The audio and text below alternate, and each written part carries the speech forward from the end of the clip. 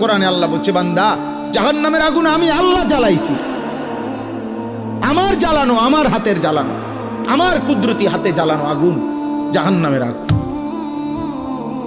তুমি এটাকে মামুলি মনে করো, খামখেয়ালি মনে করো। এতবার আপনাদেরকে বলি, এতভাবে বলি, পুরুষদেরকে, নারীদেরকে, বাবাদেরকে, ছেলেরা তোমাদেরকে, তোমরা মনে করছো মস্কারি করি আমরা, হ্যাঁ? তোমরা মনে করছো আমরা ঠাট্টা করি। না রে আব্বা, ঠাট্টা করো আর উপহাস মনে করো। একদিন ঠিকই মৃত্যু এসে তোমারে থামাই দিবে, খবর তোমারে পৌঁছাই দিবে।